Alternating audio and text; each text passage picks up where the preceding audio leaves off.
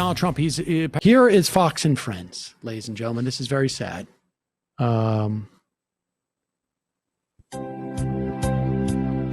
and Friends are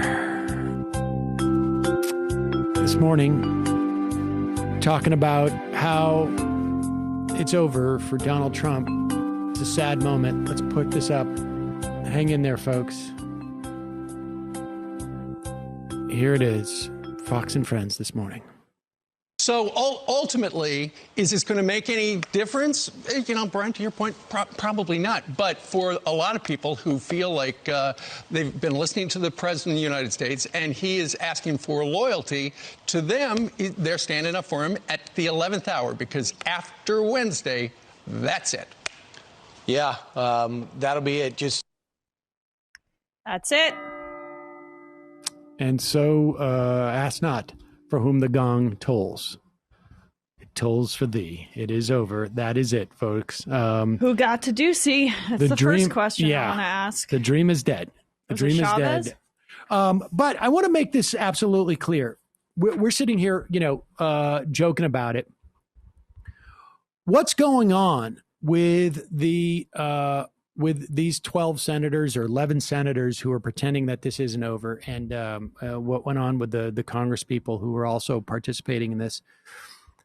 This is fundamentally weakening. And I think the first interview we did on this show 10 years ago was, if not directly referencing the study that showed that that Congress always will pick the side of wealthy people in any type of conflict that involves wealthy people when it comes to legislation. I think the first person we had on this program was the Princeton study. Yes, yeah, that's Gillens and whatnot. But I think the first person we had on had just written a book, maybe with Gillens or one of those guys, about winner take all in this country, both in the economy and in terms of politics. So I understand the limitations of our democracy, but the infrastructure of that democracy, to the extent that there can be any improvement in this country, which presumably is what people are, why they're activists, why they are engaged in politics, is to improve upon what we have in this country. The infrastructure that provides that platform, and I'm not even talking about the economic system in terms of capitalism, socialism, I'm talking about the structure which every society needs, is being undercut by what these people are doing. They are showing a fealty to, and I don't romanticize the American democracy, but when you basically just blatantly lie and begin to undercut the trust that we have in just the simplest and most basic rudimentary structures of our government, which allow for elections to take place and for reality to be acknowledged. When you begin to undercut that, it's going to have serious long-term repercussions. And I don't know, if there's any going back from this. I mean, I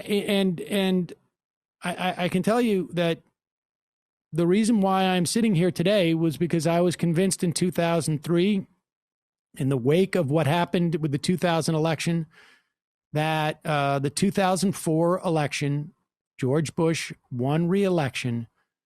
We would have gone past a certain point where we would just continually move along down the road of history, and the country's ability to sort of like right itself and to return to what was probably a fleeting era where there was at least some economic parity. Of course, not for African Americans, and there was no, emancipation for women even during this time.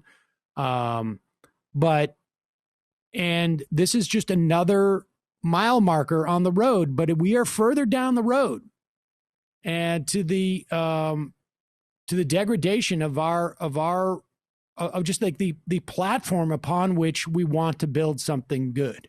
It's an empire in decline. I mean, you said it last night. We're not trying to be Debbie Downers. The stopgap of 2 Democratic senators as the peers in Georgia, that's significant, but it doesn't. It's a dent in the overall boulder that's rolling down the hill. That's just gaining steam. The snowball, I guess, is a better analogy, which started with what you're talking about in 2000 and has been completely accelerated by Trump's ego, his willingness to undercut democracy to preserve that ego, and then more substantially, Republican senators' willingness to go along with it. Exactly. That is it. That's way more. If Trump was just screaming into an echo chamber and we had people standing up, and that's also why you talk about romanticization of American democracy. I see that a lot in media. It's also the romanticization of the two-party system and that one side. There are reasonable people on that side, right?